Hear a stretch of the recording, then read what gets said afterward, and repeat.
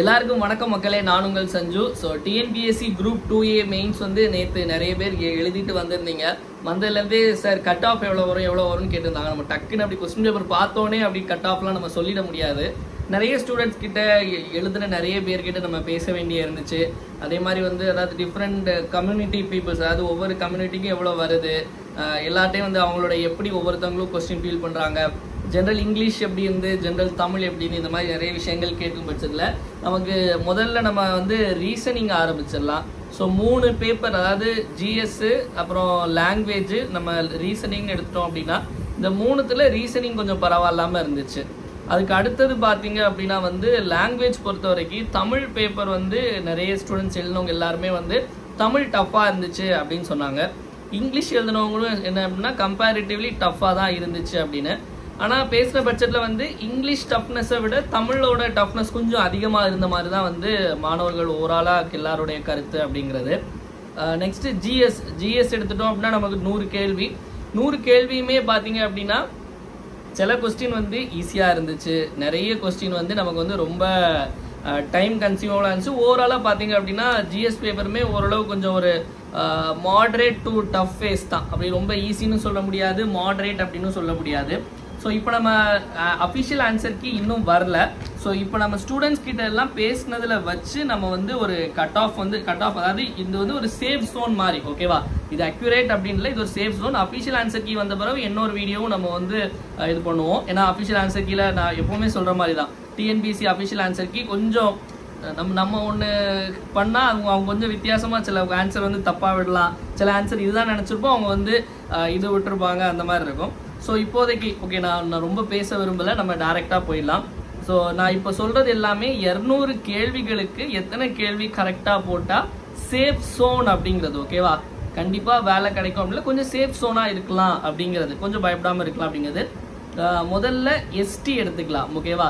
So schedule try category பார்த்தீங்க அப்படின்னா ஒரு 137 கொஸ்டின் போட்டிங்க அப்படின்னா ஓரளவு சேஃப் ஜோனு.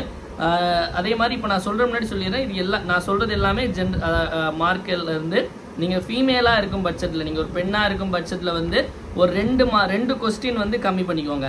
பிஎஸ்டிஎம்மாக இருந்தீங்கன்னா ஒரு 5 கேள்வி கம்மி பண்ணி. இப்போ எஸ்டிக்கு வந்து 137 கொஸ்டின் கரெக்டாக போட்டிருக்கணும் சேஃப் ஜோன் அப்படின்னு சொல்லும்போது, எஸ்டி விமனாக இருந்தீங்க அப்படின்னா ஒரு 135. எஸ்டியில் வந்து நீங்கள் பிஎஸ்டிஎம்மாக இருந்தீங்க அப்படின்னா ஒரு 132, ஓகேவா? ஸோ இந்த மாதிரி தான் கால்குலேட் பண்ணோம். அதுக்கடுத்து எஸ்சி அருந்ததியர் கேட்டகரி பார்த்தீங்க அப்படின்னா உங்களுக்கு வந்து ஒரு 140. ஸோ 140 அப்படிங்கிறது 140 கேள்விகள் கரெக்டாக போட்டிருந்தா ஓரளவு சேஃப் ஜோனு. எஸ்சியா இருக்கும் பட்சத்தில் 142 கேள்விகள். பிசிஎம் பொறுத்த வரைக்கும், பேக்வர்ட் கிளாஸ் முஸ்லிம்ஸ் பொறுத்த வரைக்கும் வந்து 140. ஸோ முஸ்லிம் பிசிஎம் ஃபீமேல் அப்படிங்கிறத சொல்லும்போது இது வந்து நமக்கு இதில் வந்து ஒரு 6 மார்க்ஸ் நம்ம கம்மி பண்ணிக்கலாம் பிசிஎம் ஃபீமேல் அப்படிங்கிறதுக்கு. அதுக்கு அடுத்தது எம்பிசி கேட்டகரி எடுத்துட்டீங்க அப்படின்னா எம்பிசியில் 147 கேள்விகள் வந்து சரியாக போட்டிருந்தீங்க அப்படின்னா ஓரளவு சேஃப் ஜோனு. பிசி பொறுத்த வரைக்கும் பார்த்தீங்க அப்படின்னா 148 கேள்விகள் போட்டால் உங்கள் ஓரளவு சேஃப் ஜோனு. ஜென்ரல் கேட்டகரியாக இருந்தால் 155.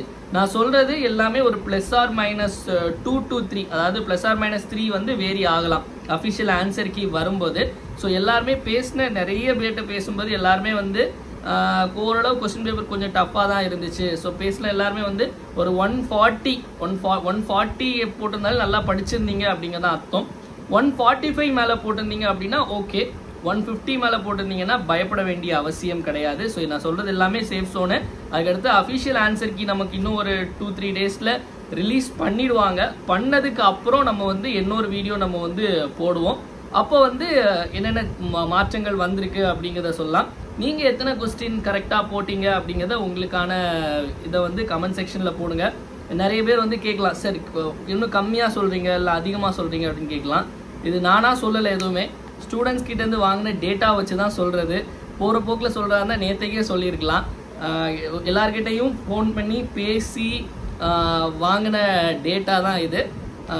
ஸோ அதனால் என்ன திட்டி பிரயோஜனம் இல்லை. சில விஷயங்கள் இப்போ நம்ம கம்மியாக போட்டிருந்தோம் அப்படின்னா அதை அக்செப்ட் பண்ணிவிட்டு அடுத்த எக்ஸாம் படிக்க மூவ் ஆன் ஆகணும். இல்லை அதிகமாக போட்டிருந்தாலும் அடுத்த எக்ஸாம் என்ன இருந்தாலும் இந்த ரிசல்ட் வரதுக்கே இந்த ரிசல்ட் வந்து வேலைக்கு போகிறதுக்கே எப்படியும் ஒரு 8 மாதம் 9 மாதம் ஆகிடும். அதுக்கு இடையில நமக்கு குரூப் 1 குரூப் 2 குரூப் 4 எல்லாம் வந்துடும். ஸோ ஒரு இவ்வளோ நாள் படிச்சிருப்பீங்க, ஒரு 2 வாரம் உட்காந்து ரெஸ்ட் எடுங்க. ரெஸ்ட் எடுத்துட்டு அட்லீஸ்ட் ஒரு மார்ச் மாதத்துல இருந்தாவது வந்து படிக்க ஆரம்பிங்க. ரொம்ப ரெஸ்ட் எடுத்துடாதீங்க. சீக்கிரமே ஒரு ஃபெப்ரவரிலே படிக்க ஆரம்பிச்சிட்டிங்க அப்படின்னா நல்லாயிருக்கும் மக்களே. எவ்வளோ மார்க் போட்டிருந்தீங்க, எவ்வளோ கொஸ்டின் கரெக்டாக போட்டிருக்கீங்கன்னு கமெண்ட் செக்ஷனில் சொல்லுங்கள். மீண்டும் நம்ம ஆன்சர் கீ வந்த பிறகு இன்னொரு கட் ஆஃப் வீடியோவில் சந்திப்போம். நன்றி, வணக்கம். இந்த நாள் இனிய நாளாக அமையட்டும். வாழ்க தமிழ், வளர்க தமிழ்நாடு.